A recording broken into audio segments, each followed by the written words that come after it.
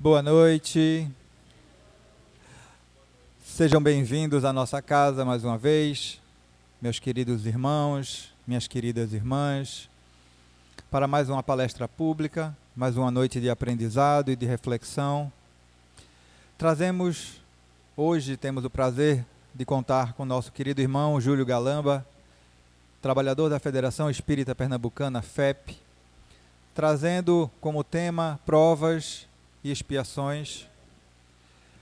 Para nossa harmonização do livro Pão Nosso, de Francisco Cândido Xavier, pelo Espírito Emmanuel, a lição 111, granjeai amigos. Também vos digo, granjeai amigos, com a riqueza, com as riquezas da injustiça. Lucas capítulo 16, versículo 9.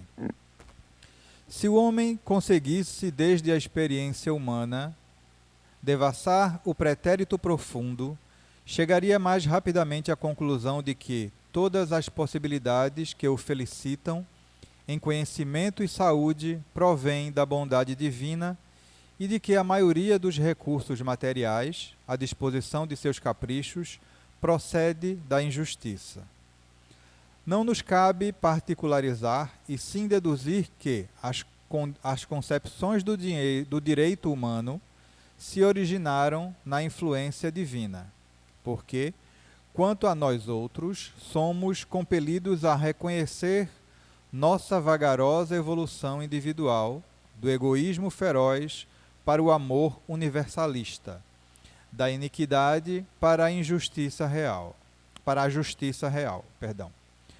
Bastará recordar, nesse sentido, que quase todos os estados terrestres se levantaram há séculos sobre conquistas cruéis. Com exceções, os homens têm sido servos dissipadores que no momento do ajuste não se mostram à altura da mordomia. Eis porque Jesus nos legou a parábola do empregado infiel, convidando-nos à fraternidade sincera para que, por meio dela, encontremos o caminho da reabilitação. O Mestre aconselhou-nos a granjear amigos, isso é, dilatar o círculo de simpatias em que nos sintamos cada vez mais intensivamente amparados pelo espírito de cooperação e pelos valores intercessores. Se o nosso passado espiritual é sombrio e doloroso, busquemos simplificá-lo, adquirindo dedicações verdadeiras que nos auxiliem por meio da subida áspera da redenção. Se não temos hoje determinadas ligações com as riquezas da injustiça, tivemos-las ontem, e faz-se imprescindível aproveitar o tempo para o nosso reajustamento individual perante a justiça divina.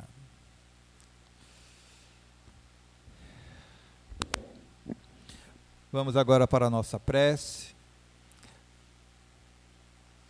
Vamos elevar o nosso pensamento ao alto.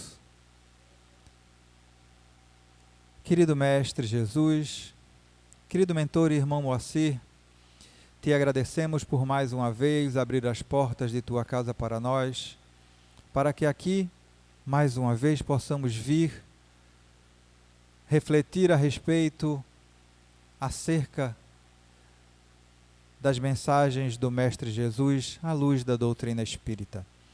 Que o Evangelho, que tem sido nosso guia nessa nossa jornada, possa intensificar a nossa vontade de permanecer no bem, de continuar a nossa luta e a nossa jornada nessa encarnação, que possamos, através do que será ministrado, internalizar para utilizar para o nosso proveito, para o proveito dos nossos irmãos, do nosso próximo, para que possamos suavizar essa nossa jornada, tornando-a muito mais suave.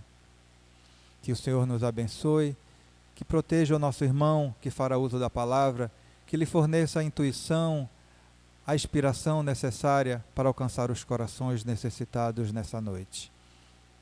Que assim seja. Damos assim, com a permissão da espiritualidade maior, iniciado nossos trabalhos na noite de hoje. Graças a Deus. Meu querido Júlio, pode ficar à vontade. Boa noite a todos. É com imensa alegria que recebemos o convite dessa casa abençoada, que nos acolhe a todos com muito carinho. Permita a Deus que, enquanto nós estivermos com o pensamento elevado ao alto, que nós possamos sentir a presença de Jesus junto a nós. Pois foi Ele mesmo que asseverou que quando 2 ou mais pessoas estivessem reunidas em seu nome, lá Ele estaria.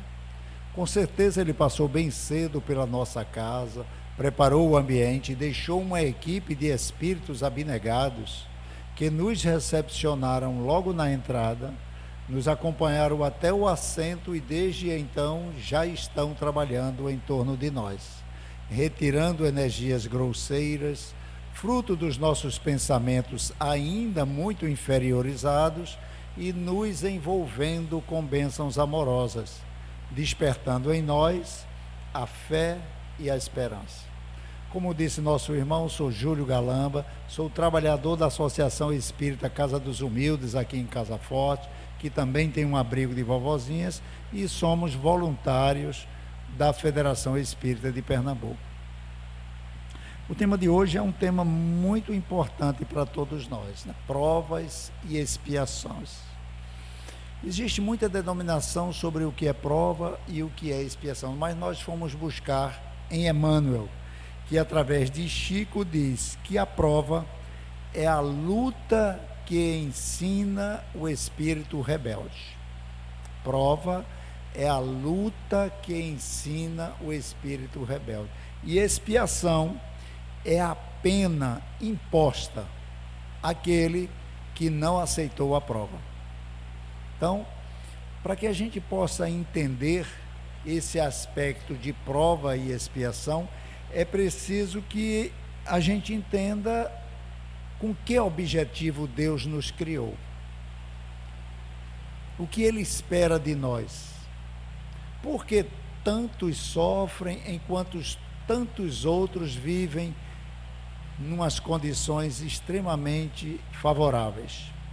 Então a doutrina espírita ela vem esclarecer isso através dos próprios espíritos. Primeiro, é importante que nós tenhamos fé em Deus. Uma conversa dessa para um ateu não faz sentido. Então, se eu tenho fé em Deus, eu tenho Jesus no coração e sei que esse Deus é bom e justo. Porque se eu não tenho Jesus, nós temos o Deus de Moisés, o Deus do olho por olho, dente por dente, que na época era importante. Um povo rebelde, desobediente, precisava de dor, de leis duras, de proibições severas. Mas com a vinda de Jesus, o amor começou a ser a nossa mestra. Mas, mesmo assim, somos teimosos, orgulhosos, demoramos a aceitar as orientações, então é preciso que a mestra dor vez por outra nos visite para nos acordar. Essa é a função da dor, acordar aquele espírito que não está enxergando para onde está indo. E quando eu não sei para onde vou, qualquer caminho serve. Então é preciso eu ter um foco. E a doutrina espírita vem mostrar essa luz divina e a misericórdia e a bondade de Deus. Todos fomos criados iguais. Todos criados iguais, inclusive o próprio Jesus, simples e ignorantes. Ou seja, sem nenhum conhecimento, né, sem nenhuma ciência, né, vivendo ali às custas do instinto. O instinto o comandava. Mas na medida que nós vamos avançando, vamos evoluindo, nós temos a razão. E quando a razão chega, eu começo a ter conhecimento do bem e do mal, e o livre-arbítrio me é concedido. O livre-arbítrio é concedido àquele espírito que já tem noção do bem e do mal. Então ele faz as escolhas dele. Como nós ainda somos muito presos à matéria e trazemos ainda esse orgulho e esse egoísmo muito enraizado, nós fazemos escolhas equivocadas. E nessas escolhas, nós colhemos as consequências. É daí onde vêm as provas e as expiações. O senhor Kardec, antes de adentrar nesse capítulo que trata de bem-aventurados os aflitos, ele faz uma série de orientações pedagógicas para que a gente possa entender essa lição, né? Então ele trata da reencarnação, da relação filial, da nossa ligação com o Pai, da necessidade da reencarnação, e explica passo a passo que não é a primeira vez que nós estamos aqui e nem é a última. Então, aquele que pensa em não querer voltar mais à carne, pode ter certeza que vai implorar para voltar. Nós imploramos, porque não está fácil reencarnar. As portas da reencarnação estão cada vez mais fechadas. E às vezes ela se abre e é cortada no meio do caminho através do aborto.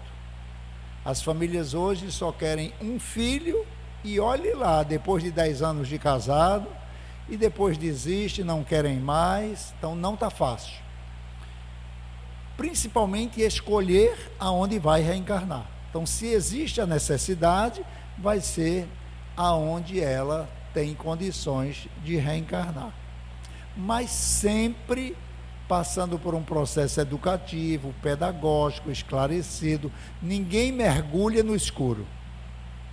Ninguém veio para esse mundo sem saber o que ia enfrentar. E o próprio Espírito, conhecedor das suas fraquezas, das suas dores, dos seus equívocos, ele escolhe as provas ao qual ele quer avançar. Assim como uma universidade, você vai fazer a faculdade, vai fazer o Enem, o SSA, então você procura provas isoladas, matérias isoladas, que faz um sacrifício a mais para poder vencer naquela prova. Só que, muitas vezes, nós, para nos perdoarmos, pedimos provas muito difíceis. E que somos alertados. Você não está pronto. É preciso avançar um pouco mais. Não, eu consigo, eu posso, eu vou. Só que ele está dizendo isso, mas já faz 10 encarnações que ele falha na prova. Mas ele precisa manter essa fé, essa crença, não pode esmorecer. Mas é preciso ter prudência e humildade, para poder não ficar o tempo todo perdendo suas forças desnecessariamente. Nós temos a eternidade. Temos a eternidade e somos espíritos imortais. Para que acelerar o sacrifício? Deus não quer isso de nós, não é? Então, a finalidade da encarnação é para que a gente possa evoluir. Mas eu só evoluo quando eu aproveito bem a minha encarnação. Senão eu fico estacionado. Eu não retroajo, né? Eu não volto atrás, mas eu fico estacionado. E precisamos avançar. E o espírito, quando estaciona, para ele é uma expiação. É aquele jovem que todos os alunos passaram de ano e no outro ano ele vai para a escola numa turma nova. Seus amigos lá em outra turma e ele na turma com alunos mais novos. Para ele isso é muito chato. Geralmente troca de escola, para não ver a felicidade dos outros e o seu atraso, troca de escola, né? É prudente. Se eu não estou pronto para enfrentar essa prova, vai para uma outra escola, mas que eu leve na minha consciência a causa de eu ter trocado de escola. Porque senão eu vou mais uma vez brincar, me divertir, e no próximo ano eu vou estar numa turma atrasada, mais jovem, e os meus colegas numa turma mais avançada. E essa expiação vai avançando. Expiação é eu passar por uma situação constrangedora, onde a minha consciência diz a mim mesmo que foi fruto da minha falta de vontade, da minha ociosidade, da minha leviandade, da minha brincadeira, da minha infantilidade.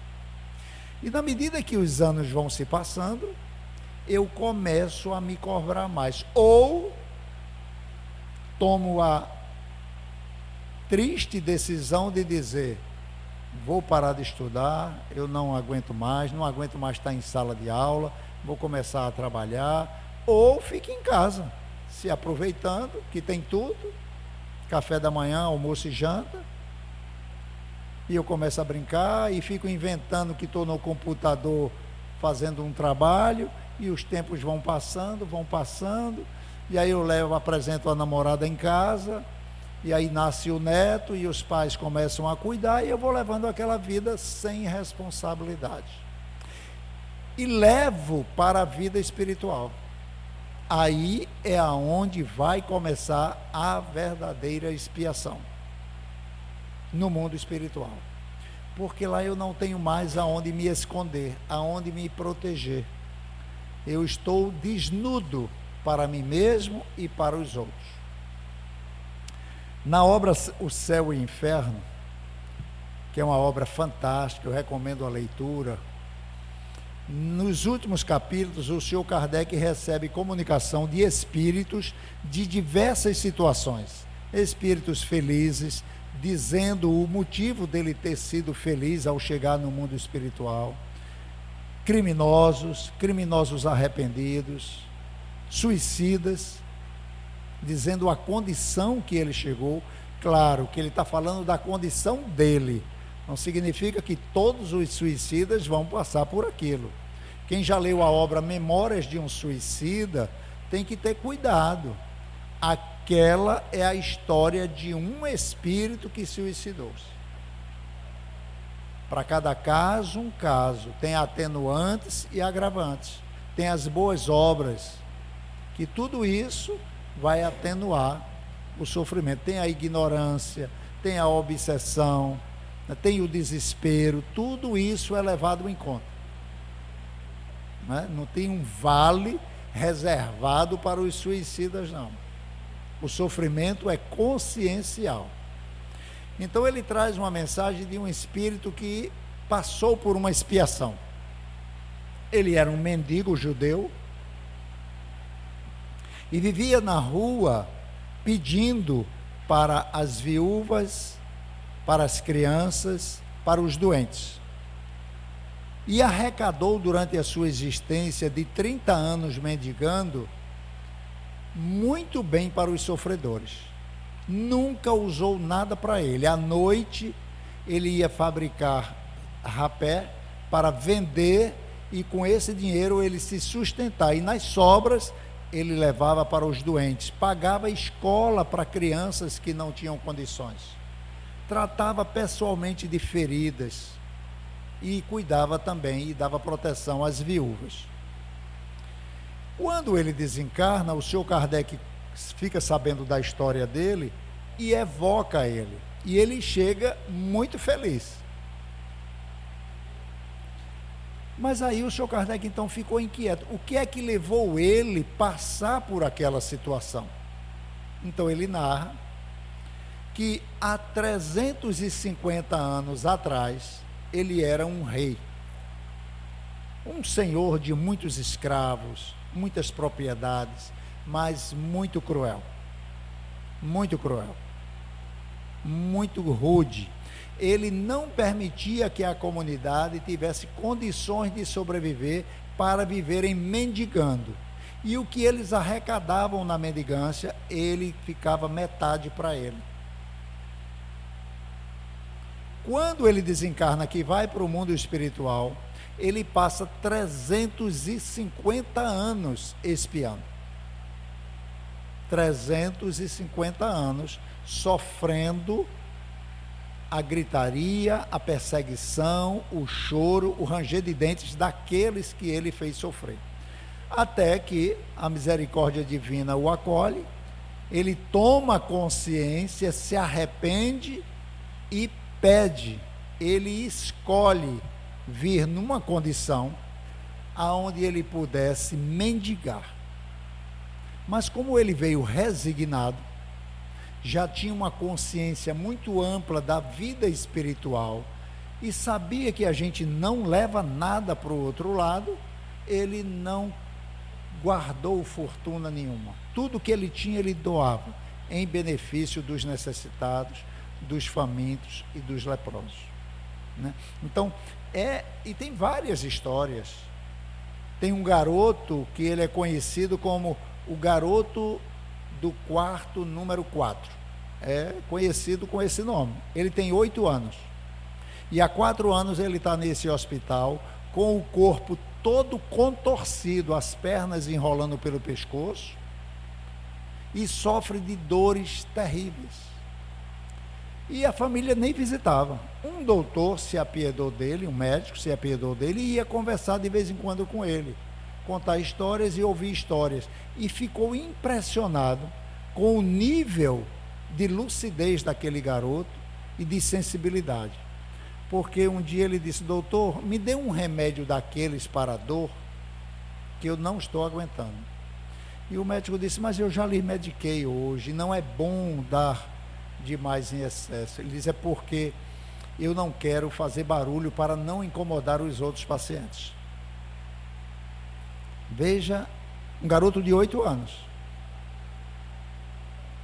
Ele desencarna logo em seguida, e o Senhor Kardec evoca.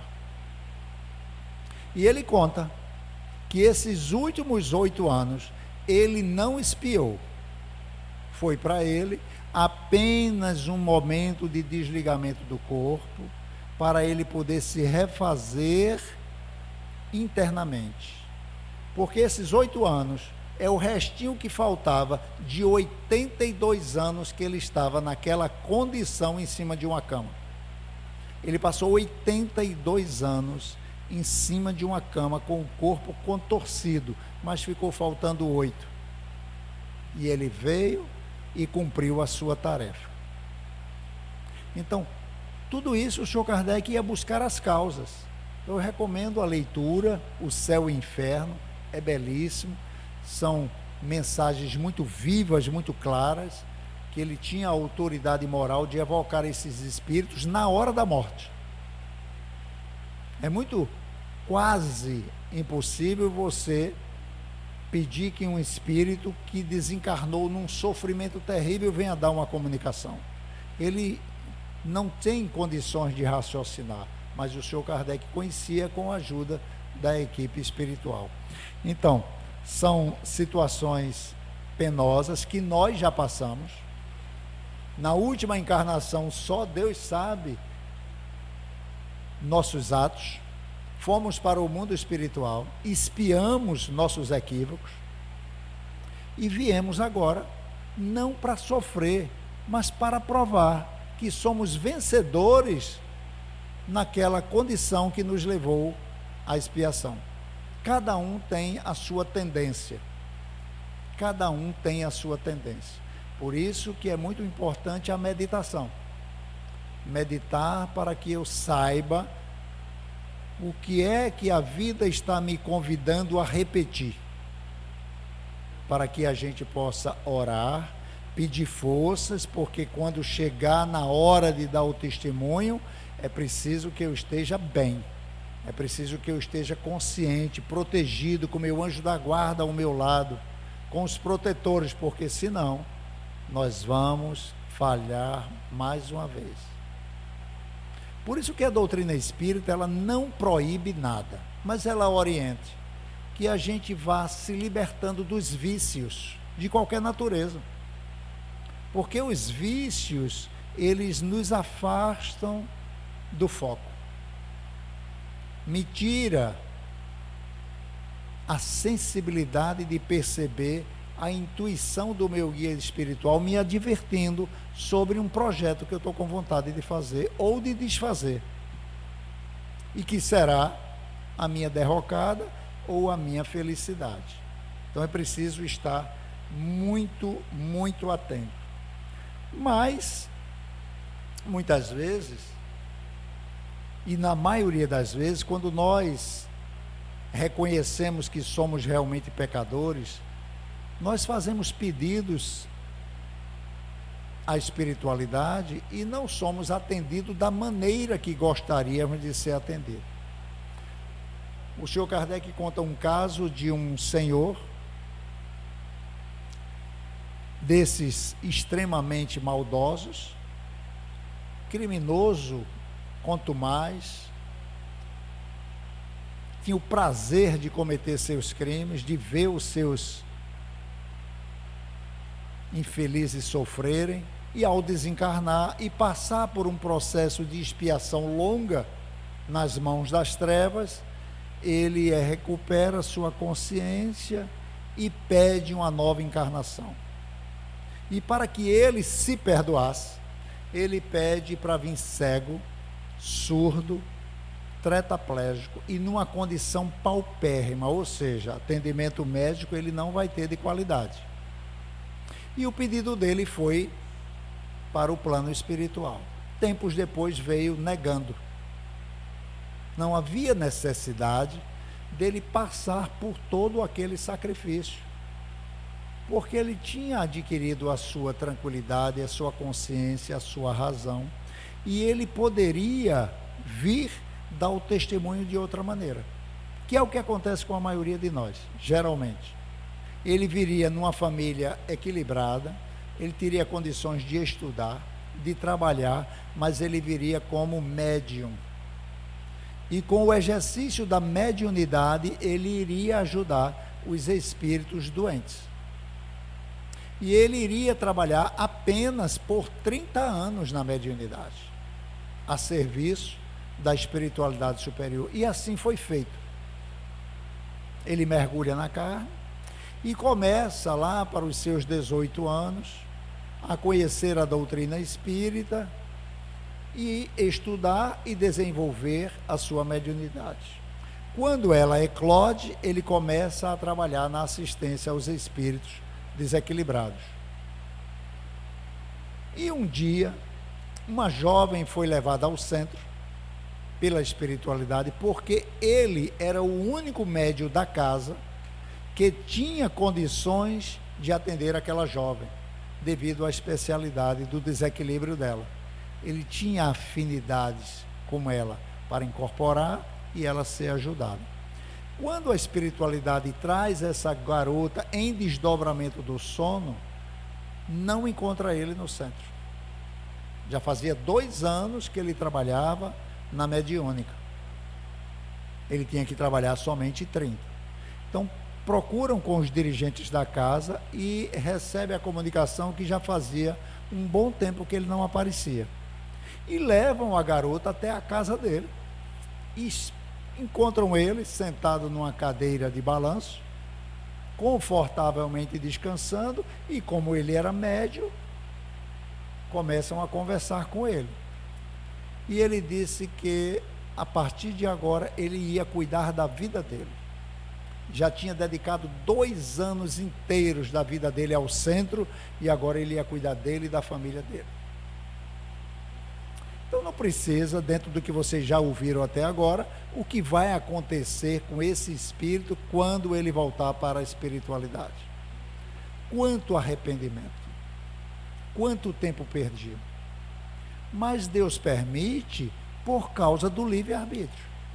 Um aprendizado, ele só fica conosco eternamente, para todas as encarnações, quando eu conscientemente assumo ele, coloco ele na minha vida, não por uma imposição de Deus, por uma imposição de uma religião, não para pagar um pecado, mas porque a razão me diz que ele é importante para a minha evolução.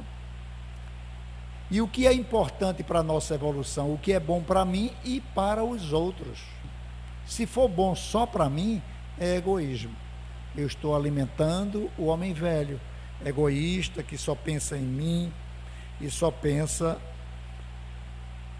em si mesmo, nunca pensa no outro.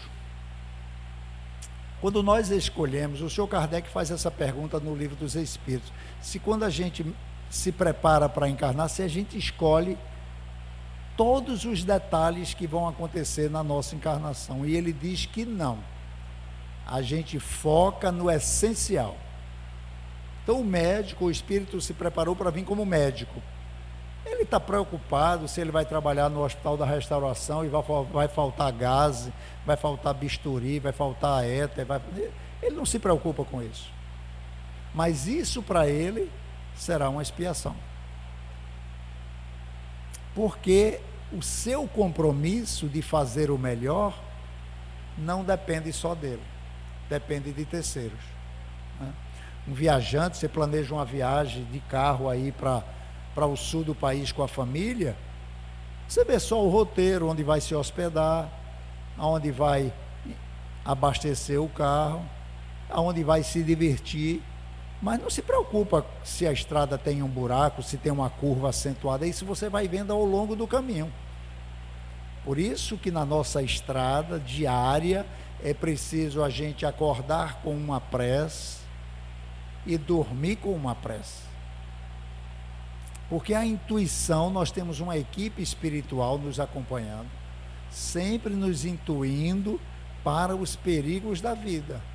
Ninguém passa por uma situação sem antes ter sido alertado. E muitas vezes a gente diz, puxa, eu pensei nisso e não fiz. É a intuição. Perdi, porque eu não tenho esse hábito de perceber a presença desse espírito amigo ao meu lado, que eu posso aproveitar ele o tempo todo, eu não posso ficar dependente dele, mas eu peço a intuição, as forças que me faltam, para que eu faça o que tem de ser feito. Quem vai fazer a prova sou eu, não são meus pais, não é Deus, não, mas sou eu que vou fazer a minha prova. Mas se eu peço força e eu tenho fé, eu vou mais confiante, e a possibilidade da gente concluir a tarefa é muito maior. Se ela não saiu 100%, pelo menos eu fico com a consciência tranquila de que eu fiz o meu melhor. Na próxima vai ser um pouco melhor, porque é muito importante que nós entendamos também que não existe condenação, né? Não existe ninguém nos condenando quando a gente erra. Faz parte do nosso processo evolutivo. Somos espíritos imperfeitos. É na tentativa que nós vamos acertando. Não é fazer pela primeira vez e dar certo, mas é preciso ter a humildade. Mas muitas vezes não deu certo, porque eu não fui previdente. Enfrentei assim com a fé cega, me cerquei de verdades e de certezas, mas não tive a humildade de pedir o parecer de um parente, de um amigo, de um profissional. Olha, eu estou com esse projeto, o que é que tu acha? Olha, eu acho que nesse ponto aqui está faltando isso. Mas não, eu estudei, eu sou doutor, eu me preparei, eu tenho certeza que vai dar certo, e aí vem a lição, porque nós estamos na escola da vida. O grande problema nosso é que nós não aceitamos as lições. Uns acham que foi castigo de Deus, porque eu tenho a consciência de que cometi um equívoco contra a lei dele, então eu estou sendo punido, né? Ou outros de que ninguém me ama, ninguém gosta de mim, porque eu sou assim, porque eu sou chato, porque eu sou calado. Então eu começo a criar uma série de fantasias e de ideias que atrai para junto de mim espíritos semelhantes, que vão somatizar essa minha ideia, e aí eu entro num estado de perturbação, que é o que a gente muitas vezes vem fazer numa casa espírita, o tratamento espiritual. Para nós, encarnados, o tratamento espiritual é esse aqui. É só esse, conhecer a verdade que liberta. Chegar em casa, continuar a leitura, procurar os bons livros, procurar a orientação dentro da luz da doutrina espírita, porque se eu estou indo a um centro espírita, é porque eu tenho uma certa afinidade com as orientações da doutrina. Mas é preciso que eu conheça mais os mecanismos da doutrina espírita. Então, o Evangelho segundo o Espiritismo é o mesmo de qualquer Bíblia, com uma diferença: os Espíritos explicam o que Jesus trouxe através de parábolas. Então fica mais fácil o entendimento e a aplicação. O livro dos Espíritos é a base para nós sabermos quem somos, de onde viemos, para onde vamos e o que viemos fazer aqui. Então essa ignorância, muitas vezes, na maioria das vezes, é o que nos levou a provas difíceis e expiações dolorosas. Foi para esses que Jesus disse: Pai, perdoa, eles não sabem o que fazem. É claro que Jesus disse isso, não que eles não tivessem ciência de que estavam matando o Cordeiro de Deus, um homem bom, justo, porque eles conheciam a Torá, os judeus, os fariseus, os escribas, eles conheciam. Jesus já tinha dado milhares de sinais de que era o Messias. Então eles sabiam que estavam matando o Messias. O que eles não sabiam é que iam ter que expiar todo o mal que eles fizeram no mundo espiritual e em futuras encarnações. Essa ignorância é que a doutrina espírita vem trazer para nós a clareza. Está difícil? Ora e vai mais devagar. Para que pressa? Para que pressa? Vai chegar do mesmo jeito. Vai chegar com mais segurança, com mais tranquilidade, com mais certeza. Se for na carreira, querendo atingir logo o fim, vai perder as delícias da estrada. Então, a cada dia já tem o seu próprio mal. Deixa o outro para o dia seguinte. Então, hoje, eu tenho que viver o hoje e focar no hoje. O que é que eu tenho que fazer hoje? Não se preocupa com o amanhã. O amanhã vai chegar e eu vou chamar de hoje. Então, a gente só tem o hoje. É preciso focar nisso para trabalhar um pouco mais esse aceleramento.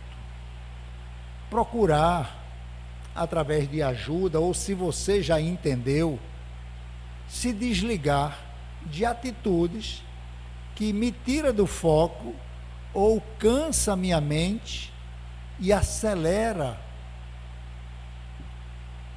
as minhas vibrações, que hoje em dia o que mais faz isso é o celular. Não é? Antigamente a gente estudava na escola que nós tínhamos cabeça, tronco e membro. Hoje tem que botar o celular também, que faz parte do corpo. É impressionante. Impressionante. Você saiu de casa, já andou, eita, esqueci o celular, pode ter certeza que você vai voltar. Alguns porque trabalha com ele e vai passar um dia fora, vai precisar se comunicar. Outros não, é só para estar com ele na mão. Então é preciso ter a maturidade de fazer bom uso dessas ferramentas. Porque muitas vezes a gente se preenche de informações que na hora da dor e na hora da prova não servem absolutamente para nada. Não servem para nada. Então a doutrina espírita, ela manda que a gente viva no mundo, como diz o senhor Kardec no Evangelho segundo o Espiritismo. O homem no mundo é um capítulo maravilhoso, sede perfeito. E lá ele diz: o homem no mundo sem deixar que o mundo lhe consoma. Porque senão, quando a gente partir, é o mesmo homem que parte, eu vou querer levar meu celular. E não vai conseguir. Vou querer levar meu pet, que eu não abro mão dele, né? Vou querer levar minha casa, meu filho, minha esposa, minha conta bancária. Ah, meu Deus, já pensou se eu morresse hoje? O que é que você ia deixar? Está pronto para deixar? Imagina aí o que é que você ia deixar que ia lhe fazer falta, que ia lhe deixar preocupado. Então, se essas coisas, comece a resolver, a tomar soluções. Tem muita coisa, faz logo o testamento, deixa pronto. Se está justo ou injusto, deixa eles brigando aí. Ai, papai e mamãe, foi melhor para fulano. Bom, deixa eles brigar, mas você fez o que sua consciência mandava, está pronto. Difícil é quando nada ficou estabelecido e a briga fica para que o mais inteligente, o mais prepotente, o mais orgulhoso, assuma a distribuição dos bens. E que geralmente é aquele que está bem de vida, não está precisando de nada e não quer assinar o testamento. Não. Mas rapaz, tem que assinar para dividir os bens. Fulano está desempregado, o filho está doente, a mulher está grávida. Mas isso não é problema meu não vou assinar não. Quem mandou eles não estudarem? Problema deles. E depois ele vai espiar. Não existe uma só infração às leis de Deus que a gente não tenha que responder por ela. Uma só, por menor que seja, nós vamos ter que responder por elas. É Deus que vai nos cobrar? Não. Deus só nos ama. Ele só nos ama. São as suas leis justas, que envolve todo o universo, principalmente a lei de causa e efeito, ação e reação. Plantou, colhe. Vê como é simples ser feliz nessa encarnação, dentro das condições. É só fazer aos outros o que eu gostaria que os outros me fizessem. É só isso. É somente isso. Alguém lhe agrediu, ore por ele. Deve estar doente, perturbado, desequilibrado, com algum problema na vida. Ore por ele, porque se você devolver, você é igual a ele. Está reclamando de quê então? Está reclamando de quê se você é igual? Então a doutrina espírita nos traz a reflexão. A gente tem que dormir e acordar meditando e fazer um projeto de vida. Aquelas coisas que eu estou com dificuldade de superar, a ciência ensina como faz. É só criar o hábito. É só isso, criar o hábito. Como é que se cria o hábito? Eu passo um período de tempo, por exemplo, hoje em dia, você vai para o oculista, para o dermatologista, para manicure, e a pessoa pergunta: está se exercitando? É impressionante como a atividade física tomou uma proporção de importância na nossa vida. Ah, eu não gosto. Mas você precisa. Mas eu não gosto. Mas você precisa. Natação, hidroginástica, academia, balé, dança. Não, eu não gosto de nada disso não. Mas o médico disse que você precisa. Então o que é que eu faço? Eu tenho um filho que é personal style no Instagram, é Guto Galamba. Quem quiser se divertir, rir e receber orientações, ele é impressionante. Então ele diz o seguinte: você não está com vontade de ir para a academia, troque de roupa e só desista quando chegar lá. Quando chega lá, você desiste. E ninguém desiste quando chega lá. A outra orientação é: Não queira fazer naquele dia, naquela semana, naquele mês, o que você nunca fez. Vai lá, pega 1 quilo, anda 5 minutos na esteira, 2 minutos, levanta um peso com uma mão, fala com o atendente e vai embora. Se depois de 21 dias você fizer isso, o seu cérebro registrou esse hábito. Você só deixa se quiser. Ele registrou aquele dia, aquela hora e aquela atividade. Então ela começa a fazer parte da minha rotina. E aí os benefícios depois começam a acontecer. Aí sim você pode agora contratar um personal, pegar um programa de alimentação, só depois que criar o hábito, senão vai jogar dinheiro fora. Se não criar o hábito, com 1 semana você desiste. Primeiro cria o hábito. Isso tudo serve para todas as coisas na minha vida. Para tudo. Aff, Maria, olha, eu estou com um problema dentro de casa, você diz, né, para você, eu não consigo olhar para a cara de meu marido, da minha mulher, do meu filho, da minha sogra, da menina que trabalha, do jardineiro, eu não consigo olhar para a cara. Passe 21 dias orando por ele. Todo dia ore por ele. Ah, Senhor, abençoa essa pessoa, protege essa pessoa. Então eu crio o hábito de fazer o bem àquela pessoa que eu estava com problemas, de acolhê-la no meu coração. O problema era meu, não era da pessoa. A pessoa é o que ela é. Qualquer um aqui é o que é. Quando eu não me dou bem com uma pessoa, o problema é meu, não é da pessoa.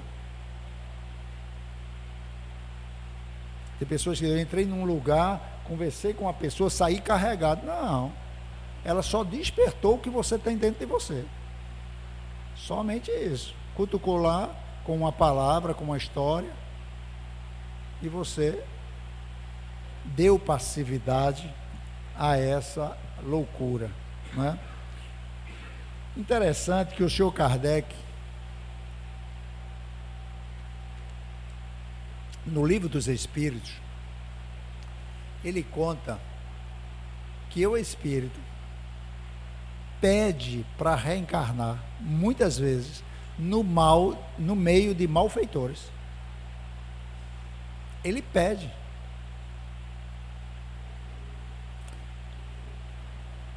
Agora vamos pegar a lógica desse raciocínio. Como é que eu vou provar que sou uma pessoa boa, que faço bem no meio de pessoas boas?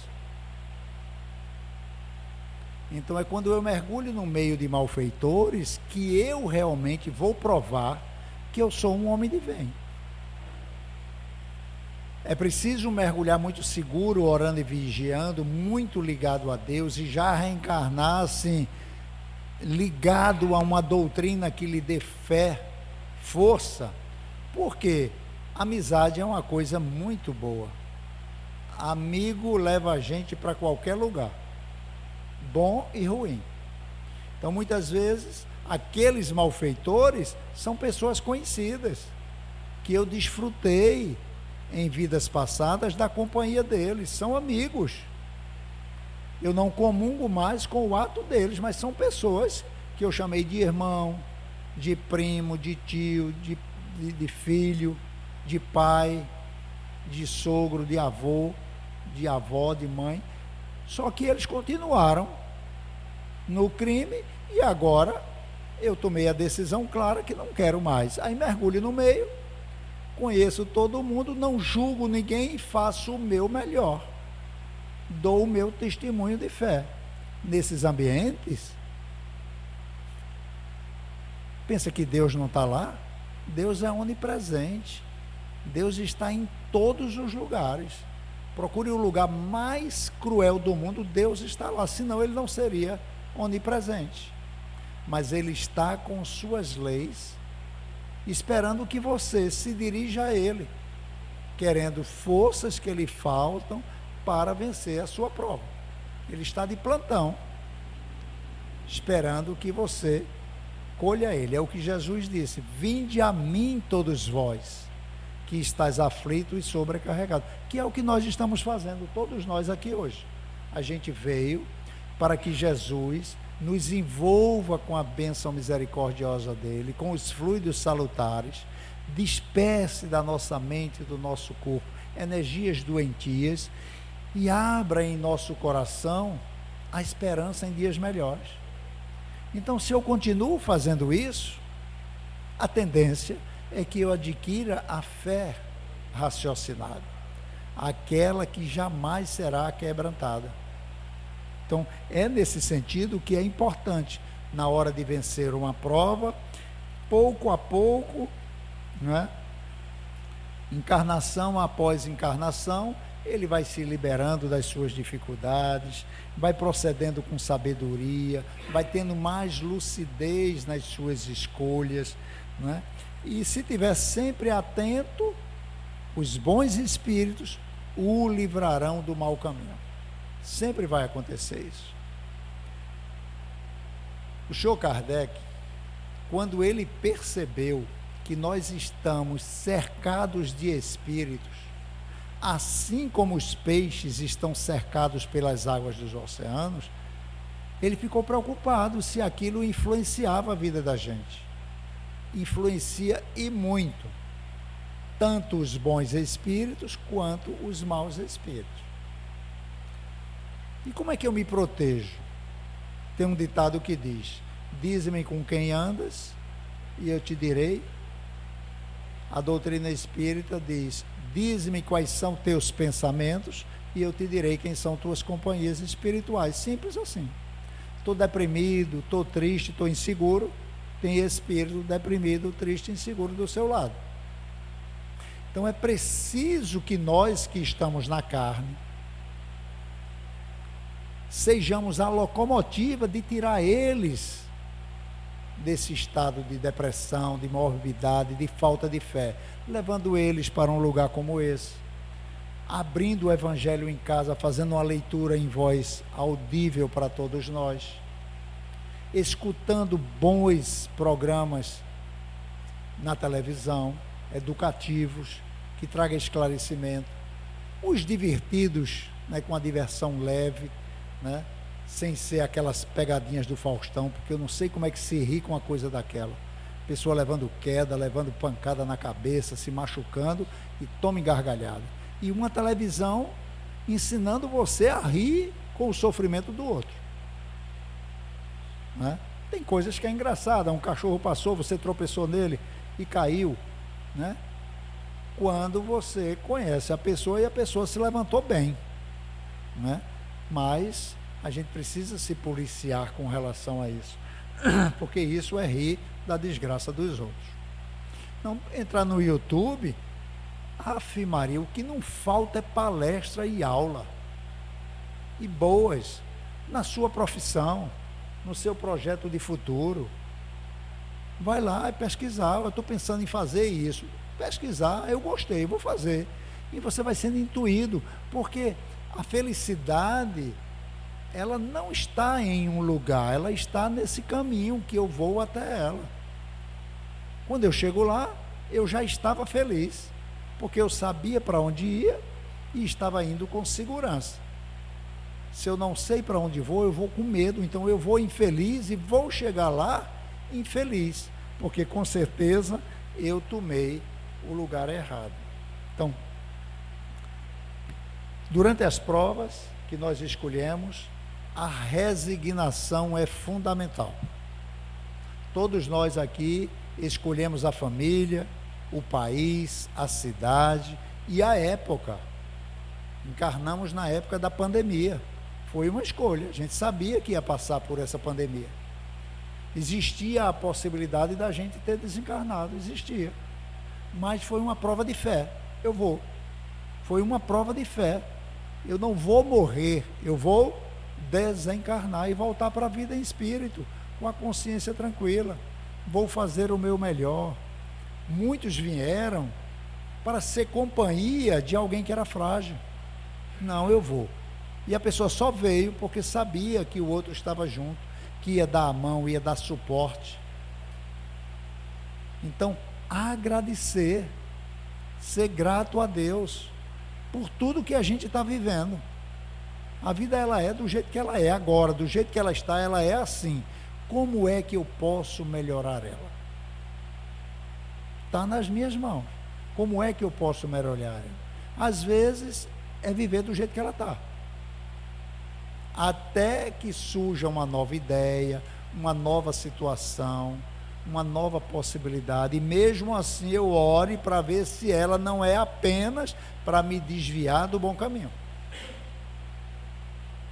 para me desviar daquela perseverança que eu estava em manter aquele projeto de família, aquele projeto de trabalho.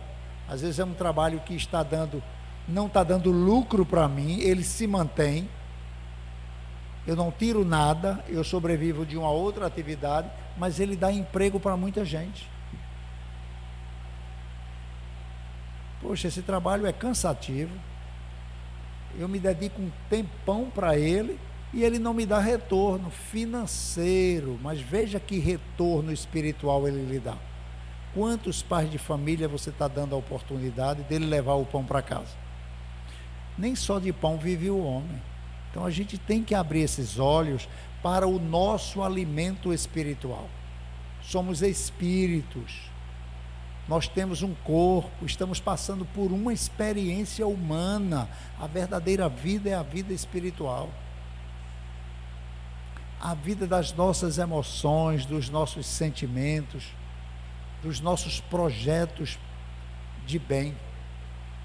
Então esse é o foco que nós temos que ter, para que as nossas provas não se transformem em expiação, elas sejam sempre um desafio, porque se eu estou em evolução, eu preciso ser desafiado.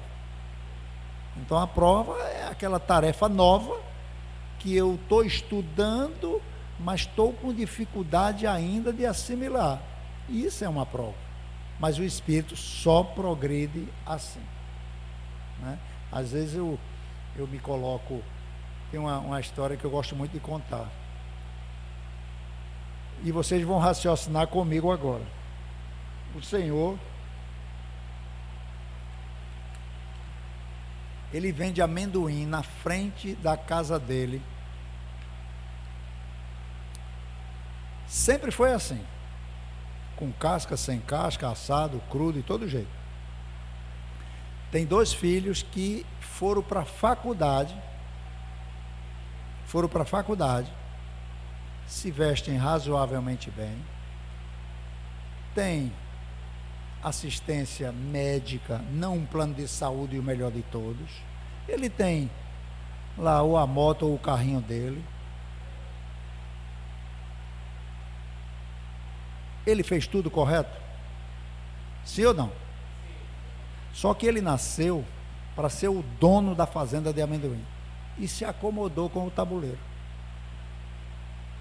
Não tem nada errado, mas você tem potencial para mais. Mas eu me acomodei com o necessário, onde eu poderia ter feito muito mais, não só por mim, pela minha família, como por muita gente. Isso são as provas que às vezes a gente foge com medo, porque lá atrás, no passado, nós já cometemos os nossos equívocos. Só que lá no passado, nós não tínhamos Jesus. Sem Jesus não tem projeto que vá para frente. Não tem. Ele é a luz do mundo, é Ele que clareia a nossa vida, a nossa existência, o nosso futuro. Eu sou o caminho, a verdade e a vida. Ninguém chegará ao Pai se não for por mim. E esse Pai não está em um lugar nos esperando, não, para dizer parabéns, você é um vencedor. Ele está dentro de nós, a nossa própria consciência.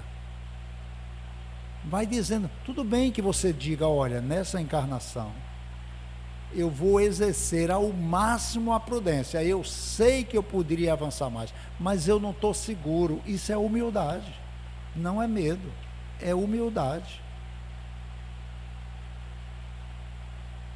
Então, eu coloquei a história, ela é boa de todo jeito, mas me traz reflexões para que cada um individualmente procure saber de si mesmo, não é? Procure saber de si mesmo o seu potencial.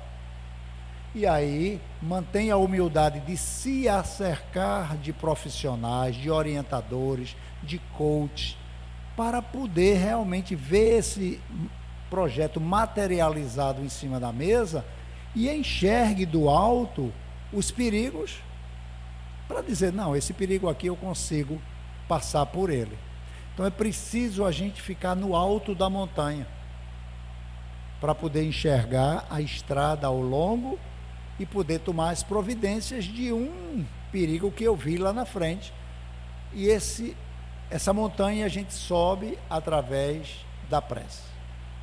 Na questão 919, o senhor Kardec pergunta aos espíritos superiores, não é?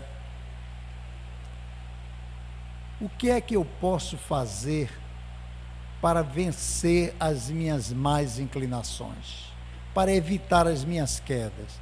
E um espírito já respondeu: conhece-te a ti mesmo, se conheça, converse com você mesmo, seja verdadeiro com você.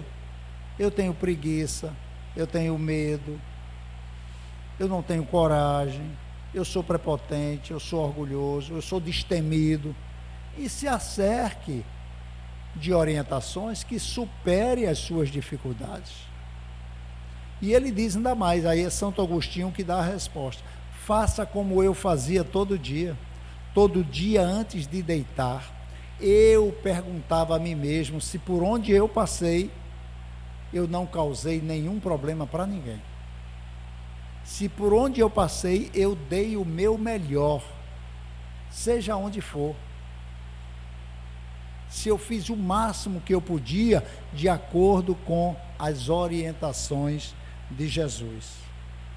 Porque a gente, quando começa a ter a certeza de que Jesus é o nosso mestre, e que está agora aqui, esperando que cada um faça seu pedido.